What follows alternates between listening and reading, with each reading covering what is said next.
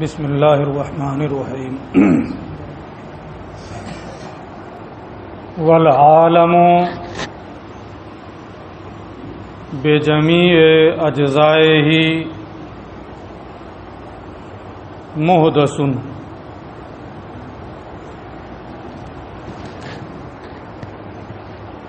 عالم اپنے تمام اجزاء کے ساتھ حادث ہے.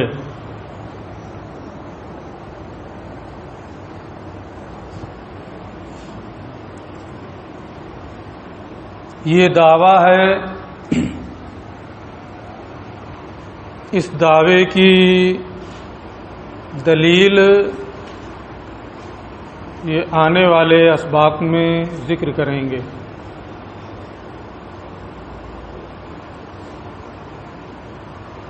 عالم کسے کہتے ہیں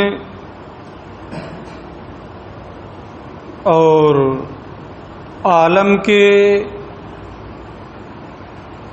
حادث ہونے کا متکلمین کے نزدیک کیا معنی ہے،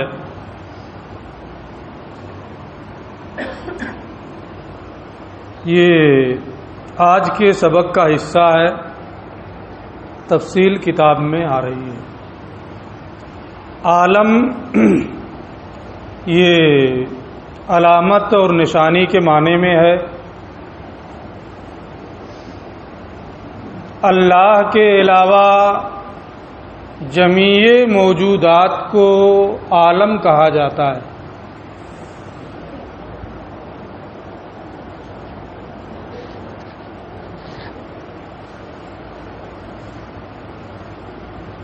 عالم کہنے کی وجہ یہ ہے،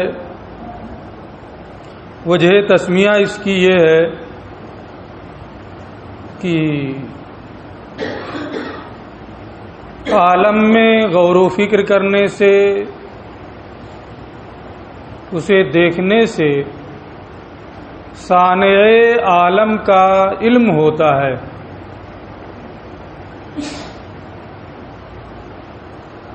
تو چونکہ عالم کے ذریعے سے صانع عالم کا علم ہوتا ہے، اس بنیاد پر عالم کو عالم کہا جاتا ہے. یہ اس کی وجہ تسمیہ.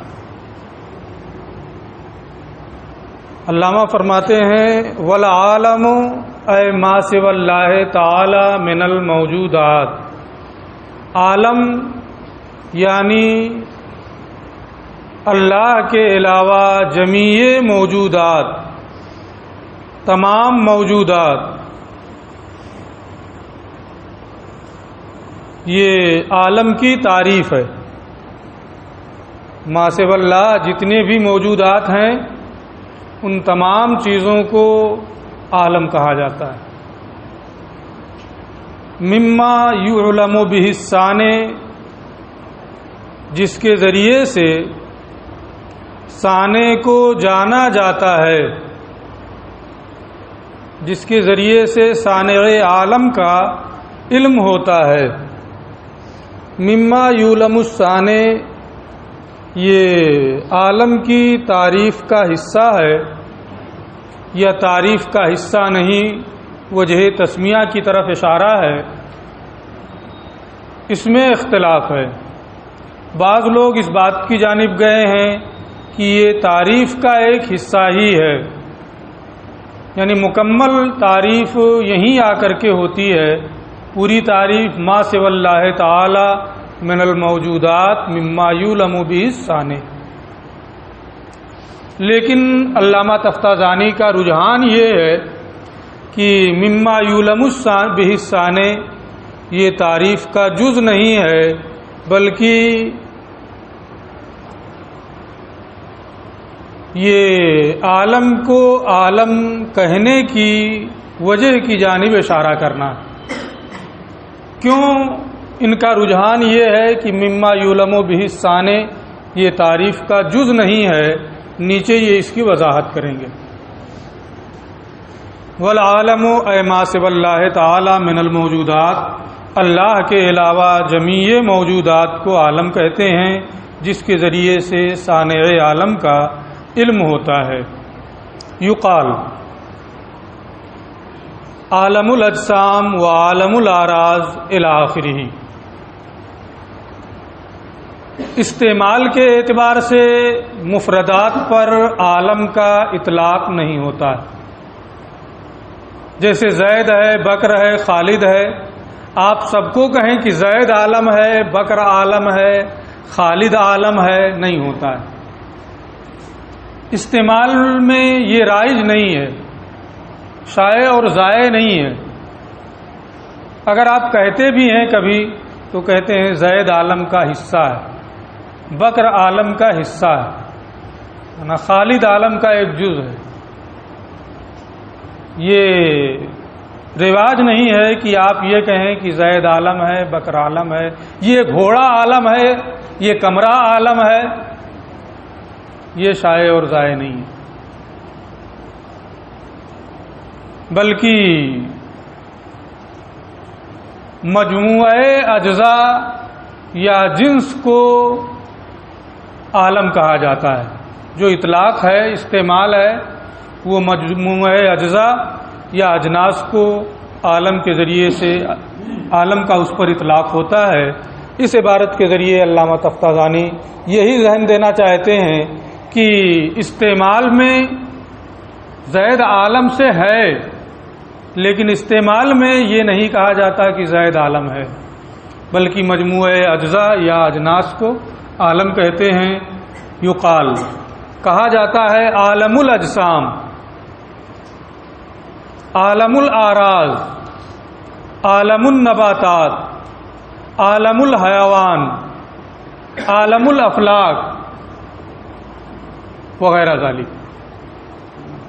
تو یہ اطلاق تو شائع اور ضائع ہے، یہ استعمال ہوتا رہتا ہے، لیکن مفردات پر عالم کا استعمال اس کے لیے یہ نہیں ہوتا ہے۔ الی غیر ذالک، اس کے علاوہ دوسری اور بھی بہت ساری مثالیں۔ فتخرج صفات اللہ تعالی ما سوی اللہ، جمیع موجودات کو عالم کہتے ہیں۔ میں نے ابھی بتایا تھا کہ علامہ تفتازانی رحمۃ اللہ تعالی علیہ کا رجحان یہ ہے کہ مما یعلم بہ الصانع، یہ تعریف کا جز نہیں ہے، بلکہ تعریف من الموجودات پر مکمل ہو گئی۔ مما یعلم بہ الصانع جو ہے، یہ عالم کو عالم کہنے کی وجہ کی طرف اشارہ کرنا ہے۔ کیوں ان کا رجحان یہ ہے؟ علامہ کہتے ہیں کہ صفات باری تعالی عالم سے خارج ہیں، اسی کو خارج کرنے کے لیے کچھ لوگوں نے مما یعلم بہ الصانع کو تعریف کا جز مانا کہ یہ صفات باری تعالی عالم سے خارج ہو جائیں۔ علامہ کہتے ہیں کہ صفات باری تعالی کو عالم سے خارج کرنے کے لیے مما یعلم بہ الصانع کی قید کی کوئی ضرورت نہیں ہے۔ اس قید کے بغیر ہی ما سوی اللہ من الموجودات، اسی قید سے ہی صفات باری تعالی عالم سے خارج ہو جا رہی ہیں۔ کیسے صفات باری تعالی ما سوی اللہ من الموجودات ہی کے ذریعے سے خارج ہو جا رہی ہیں؟ اس کی وجہ علامہ نے یہ بیان کی ہے کہ صفات باری تعالی، ابھی آپ گھبرائیے گا نہیں، جو ہم کہیں گے اتنا سن لیجئے گا، سمجھا دیں گے جتنا کہیں گے۔ اس موضوع پر 10-15 صفحے کے بعد 20 صفحے کے بعد تفصیلی بحث آئے گی، جو میں کہنے جا رہا ہوں، یہ خیال رہے۔ بحث پوری وہیں ہوگی، یہاں ہم ابھی صرف کچھ بنیادی چیزوں کی طرف اشارہ کریں گے۔ تو صفات باری تعالی نہ عین ذات ہیں نہ غیر ذات ہیں۔ حیرت ہوگی نا، کہ عین بھی نہیں، عین ذات بھی نہیں ہے، غیر ذات بھی نہیں، یہ کیسے ہوگا؟ یا تو عین ذات ہوں یا ذات سے ہٹ کر ہوں. لیکن ہمارے علماء کا، متکلمین کا مذہب یہی ہے کہ صفات باری تعالی نہ عین ذات ہیں اور نہ ہی صفات باری تعالی غیر ذات ہیں. تو اللہ کے علاوہ جمیع موجودات کو کیا ہے؟ عالم کہتے ہیں. اگر اللہ عز و جل کی صفات اس کی ذات کا غیر ہوتی تو یہ کہا جا سکتا تھا کہ ما سوی اللہ کو عالم کہا جاتا ہے. ما سوی اللہ جمیع موجودات کو عالم کہا جاتا ہے.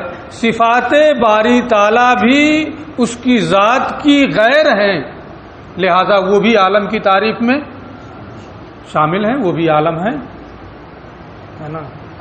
لیکن اگر یہ ہو کہ صفات باری تعالیٰ نہ عین ذات ہیں نہ غیر ذات ہیں، تو یہ کہنا کہ اللہ عز و جل کی صفات یہ عالم میں داخل ہیں، یہ صحیح نہیں رہے گا. کیوں؟ اس لیے کہ اللہ عز و جل کے علاوہ جمیع موجودات کو، جو اللہ کے ما سوی اللہ موجودات کو کیا ہے؟ عالم کہتے ہیں. صفات باری تعالی یہ غیر ذات نہیں ہے. صفات باری تعالی یہ غیر ذات نہیں ہے. اور جب صفات باری تعالی غیر ذات باری تعالی نہیں ہے تو وہ صفات عالم میں داخل بھی نہیں ہوں گی، عالم میں نہیں آئیں گی. اگر ذات باری تعالیٰ کا وہ غیر ہوتی تو ایسی صورت میں ان کا عالم میں داخل ہونا لازم آتا. لیکن جب صفات باری تعالیٰ اس کی ذات کی غیر نہیں ہے تو یہ عالم میں بھی داخل نہیں ہوں گی، ہے نا. اب یہاں یہ الجھن ہوتی ہوگی کہ ایسا کیسے ہو سکتا ہے کہ صفات باری تعالیٰ نہ عین ذات ہوں نہ غیر ذات ہوں. تفصیلی بحث تو بعد میں ہوگی. متکلمین عینیت کا معنی یہ لیتے ہیں کہ جو مفہوم میں متحد ہو. عین کب بولیں گے؟ جب وہ مفہوم میں متحد ہو. تو صفات باری تعالیٰ مفہوم میں ذات باری تعالیٰ کے ساتھ متحد نہیں ہے، اس لیے وہ عین ذات نہیں. اور غیریت کا معنی متکلمین یہ لیتے ہیں کہ جس کا جدا ہونا ممکن ہو، جس کا جدا ہونا ممکن ہو. اور صفات باری تعالیٰ کا ذات باری تعالیٰ سے جدا ہونا ممکن نہیں ہے. اور جب صفات باری تعالیٰ کا اس کی ذات سے جدا ہونا ممکن نہیں ہے تو وہ صفات غیر ذات بھی نہیں ہوں گی.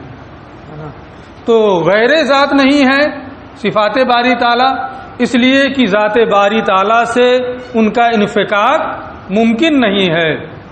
انفکاک گاڑا تو نہیں ہو گیا، ان کا جدا ہونا ممکن نہیں ہے. اور عین ذات نہیں ہے اس لیے کہ صفات باری تعالیٰ مفہوم میں ذات باری تعالیٰ کے ساتھ متحد نہیں ہے. ابھی یہاں اتنا کافی ہے. تفصیلی بحث ہیں اس میں مثال کی کہاں سے ضرورت ہے؟ کس چیز کی مثال؟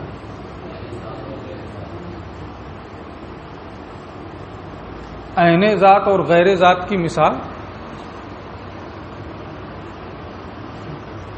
ذات باری تعالیٰ ہے اور صفات ہے نا. تو اب یہی صفات جو ہے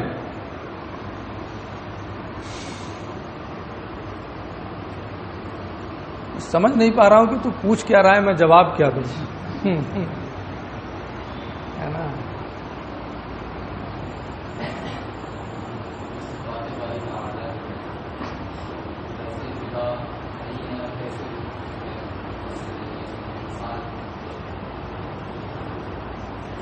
صرف صفات باری تعالیٰ میں یہ ہے، اس لیے خارج سے ہم کون سی مثال لے کے آئیں گے؟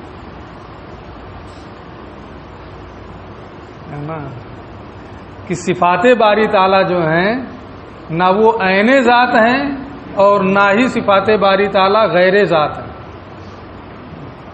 یہ صفات باری تعالیٰ ہی سے متعلق ہے، اس لیے ہم کوئی الگ سے مثال لے کے آئیں کہاں سے کیا کر کے، یہ ممکن نہیں. جتنا اس میں ہے نا اتنا میں نے بتا دیا. باقی جو عین ذات اور غیر ذات پر بحث ہے نا، جب وہ بحث آئے گی تو وہاں دیکھنا. تو یہ ہو گیا کہ علامہ کا جو یہ رجحان ہے کہ مما یعلم بہ الثانی، یہ تعریف کا جز نہیں ہے کہ اس کے ذریعے سے صفات باری تعالیٰ کو عالم کی تعریف سے خارج کیا جائے، بلکہ ما سوی اللہ کی جو قید ہے اسی قید ہی سے صفات باری تعالیٰ بھی عالم سے خارج ہو جا رہی ہیں. وہ اس کو انہوں نے بیان کر دیا. عبارت دیکھیں، فتخرج صفات اللہ تعالی، لہذا صفات باری تعالی عالم سے خارج ہو جائیں گی. لأنہا لیست غیر الذات، اس لیے کہ صفات باری تعالی ذات باری تعالی کی غیر نہیں ہیں، کیونکہ وہ صفات اللہ عز و جل کی ذات سے منفک نہیں ہو سکتی ہیں، جدا نہیں ہو سکتی ہیں. کما انہا لیست عینہا، جس طریقے سے صفات باری تعالی ذات باری تعالی کی عین نہیں ہیں، یعنی اللہ عز و جل کی ذات کے ساتھ مفہوم میں وہ متحد نہیں ہیں. تو نہ عین ذات ہیں نہ غیر ذات ہیں. جب وہ صفات غیر ذات نہیں ہیں تو ما سوی اللہ کی قید ہی سے صفات باری تعالی عالم سے خارج ہو گئی، کہ وہ عالم کا جز نہیں. وہ جو بتا رہے جس کے ذریعے سے مطلب صفات باری تعالیٰ کو خارج کر رہے تو یہ کیسے کر رہے تھے، اس کی کیا تدبیر ہے؟ اس کی ضرورت نہیں ہے. جو علامہ نے بیان کیا ہے وہ سمجھنا ہے. جتنا کتاب میں ہے، میں نے ایک چیز کی طرف اشارہ کر دیا ہے نا، کتاب میں جتنا ہے اتنا سمجھنا ہے. ٹھیک ہے، کتاب سمجھ لو یہی بہت ہے. باقی چیزیں جو خارج کی ہیں، خارج کی چیزیں پھر سمجھا کریں گے. اصل چیز ہوتی ہے کتاب سمجھنا، عبارت سمجھنا. والعالم بجمیع اجزائہ، عالم اپنے جمیع اجزاء کے ساتھ، یعنی آسمان اور جو کچھ آسمان میں ہے، زمین اور جو کچھ زمین میں ہے، یہ تمام چیزیں محدث، یہ کیا ہیں؟ حادث ہیں. اے مخرج من العدم الی الوجود، یعنی یہ عدم سے وجود میں نکالی گئی ہیں. پہلے یہ چیزیں معدوم تھیں اور پھر ان کا وجود ہوا ہے. بمعنی انہ کان معدوما، بہی معنی کہ یہ تمام چیزیں پہلے معدوم تھیں اور پھر ان کا وجود ہوا. حادث ہونے کا معنی متکلمین کے یہاں یہی ہے کہ یہ تمام چیزیں پہلے معدوم تھیں اور پھر موجود ہوئیں. فلاسفہ کا اس میں اختلاف ہے کہ آسمان اپنے مادوں، صور و اشکال، یوں ہی عناصر اربع اپنے مادوں اور صورتوں کے ساتھ قدیم ہے یا حادث ہے. فلاسفہ اس بات کی جانب گئے ہیں کہ آسمان اپنے مادوں، صور و اشکال کے ساتھ قدیم ہے، عناصر اپنے مادوں اور صورتوں کے ساتھ قدیم ہیں. لیکن قدیم ہونے کا یہ کیا معنی مراد لیتے ہیں، اس کی یہ وضاحت کریں گے. خلافاً للفلاسفہ، اس میں فلاسفہ کا اختلاف ہے. حیث ذہبوا الی قدم السماوات بموادھا وصورھا واشکالھا، اس طور پر کہ ان کا مذہب یہ ہے کہ آسمان اپنے مادوں، صورتوں اور شکلوں کے ساتھ قدیم ہے، وقدم العناصر بموادھا وصورھا، اور عناصر اپنے مادوں اور صورتوں کے ساتھ، عناصر اربع آگ، پانی، مٹی، ہوا، عناصر اپنے مادوں اور صورتوں کے ساتھ قدیم ہیں۔ لیکن قدیم ہونے کا یہ معنی کیا لیتے ہیں؟ لیکن بالنوع، لیکن یہ قدیم بالنوع ہیں۔ کیا مطلب قدیم بالنوع ہونے کا؟ یعنی عناصر اربع کی صورت جسمیہ قدیم بالنوع ہے، آسمان کی صورت جسمیہ یہ قدیم بالنوع ہے۔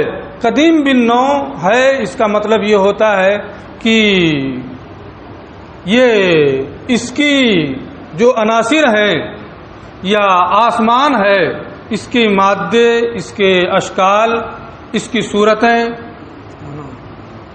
یہ تمام چیزیں جو ہیں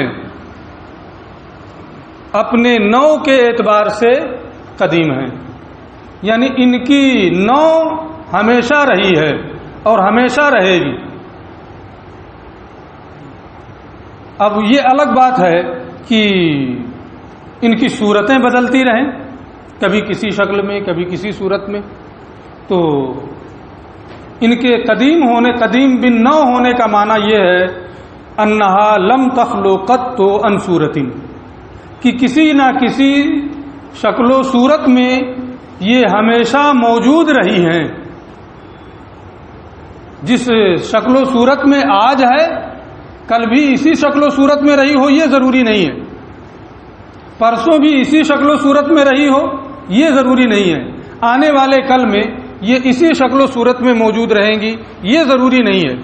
کوئی نہ کوئی شکل، کوئی نہ کوئی صورت ان کی ضرور ہوگی، اگر ایک نہیں ہے تو دوسری کوئی صورت ہوگی، تیسری کوئی صورت ہوگی، یعنی صورت سے یہ خالی ہو جائیں ایسا نہیں ہو سکتا ہے۔ تو قدیم، ان کے قدیم بالنوع ہونے کا معنی یہ ہے کہ کسی نہ کسی شکل و صورت میں یہ ہمیشہ موجود رہی ہیں، ایسا نہیں ہے کہ اسی خاص شکل اور اسی خاص صورت میں یہ ہمیشہ سے موجود ہے۔ ان کا وجود قدیم ہے، اب صورتیں بدلنے سے کوئی فرق نہیں پڑتا۔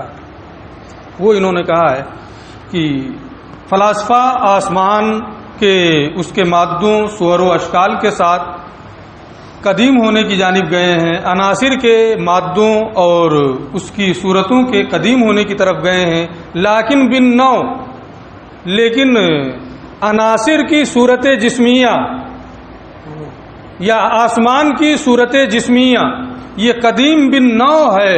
قدیم بالنوع ہونے کا معنی انہا لم تخلو قط عن صورت، اس کا معنی یہ ہے کہ یہ کبھی کسی صورت سے خالی نہیں رہی ہیں، یعنی کسی نہ کسی شکل و صورت میں یہ ہمیشہ موجود رہی ہیں۔ جس شکل میں یہ آج ہے کوئی ضروری نہیں کہ کل گزشتہ بھی یہ اسی شکل و صورت میں رہی ہو، لیکن وجود رہا۔ اب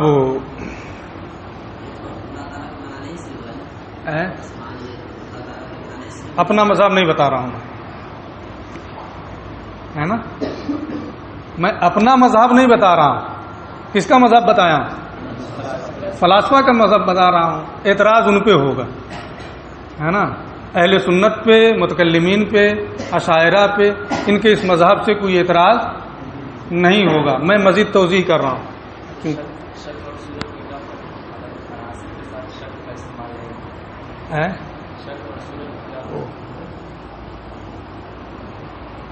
جو کروی شکل ہوتی ہے اس کو شکل کہتے ہیں، ہے نا، اور جو مادے کے ساتھ جو چیز قائم ہوتی ہے نا، عرض کے طور پر، ہے نا، اس کو صورت کہتے ہیں۔ یہ صرف اعتباری فرق ہے دونوں میں، حقیقی فرق نہیں ہے صورت اور شکل میں۔ تو حادث، اچھا، ان لوگوں نے کیا کہا کہ آسمان یہ قدیم ہے، یا عناصر اربع یہ کیا ہیں؟ قدیم ہیں۔ اس میں آپ لوگوں نے پڑھا ہوگا کہ ایک ہے قدیم بالذات، ایک ہے قدیم بالزمان، ایک ہے حادث بالذات اور ایک حادث بالزمان۔ قدیم بالذات اسے کہتے ہیں جو محتاج للغیر نہ ہو، اور قدیم بالزمان اسے کہتے ہیں جو مسبوق بالعدم نہ ہو، جو مسبوق بالعدم نہ ہو۔ اس کو بھی سمجھانا پڑے گا۔ جو مسبوق بالعدم نہ ہو، اس کا معنی یہ ہوتا ہے کہ جس کے وجود پر عدم سابق نہ ہو، یعنی پہلے وہ معدوم نہ رہا ہو، پہلے وہ معدوم نہ رہا ہو، جو غیر مسبوق بالعدم ہو، یہ قدیم بالزمان ہے۔ اور حادث بالذات جو محتاج الی الغیر ہو، جو غیر کی جانب محتاج ہو، اور حادث بالزمان جو مسبوق بالعدم ہو، یعنی جس کے وجود سے پہلے عدم رہا ہو، ہے نا، وجود سے پہلے وہ کیا ہے؟ معدوم رہا ہو۔ یہ چار اصطلاحات ہیں: قدیم بالذات، قدیم بالزمان، حادث بالذات اور حادث بالزمان۔ ہمارا مذہب یہ ہے کہ عالم حادث بالذات بھی ہے اور عالم حادث بالزمان بھی ہے۔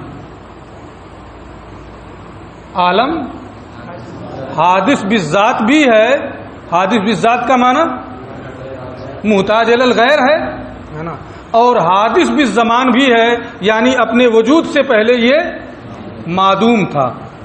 یہ کس کا مذہب ہے؟ یہ ہمارا مذہب ہے۔ فلاسفہ یہ کہتے ہیں کہ عالم قدیم بالزمان اور حادث بالذات ہے۔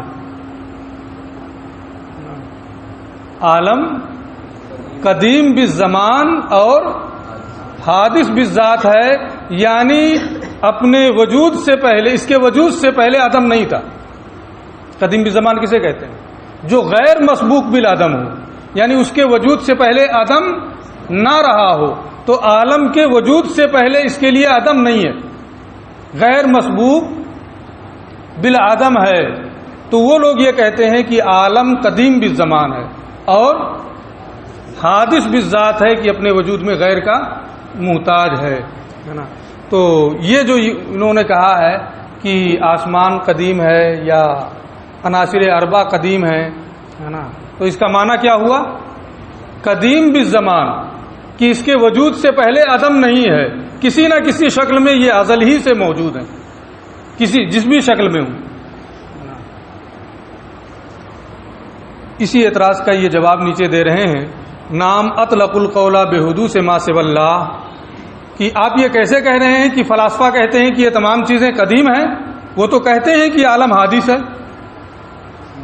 یہ کہتے ہیں کہ ٹھیک ہے، وہ کہتے ہیں کہ عالم حادث ہے، لیکن عالم کو حادث کہتے ہیں صرف حادث کیا نام ہے، حادث بالذات کے اعتبار سے، حادث بالزمان کے اعتبار سے وہ عالم کو حادث نہیں کہتے ہیں۔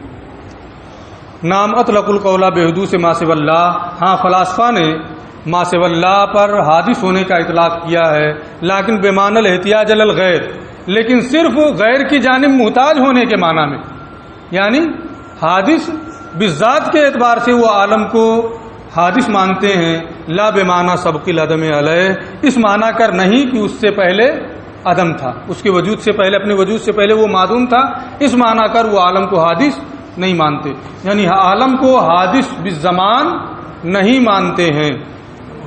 تو ہمارے نزدیک عالم حادث بالذات بھی ہے اور حادث بالزمان بھی ہے۔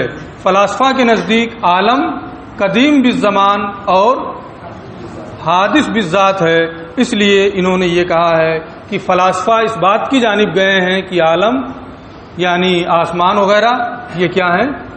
قدیم ہے۔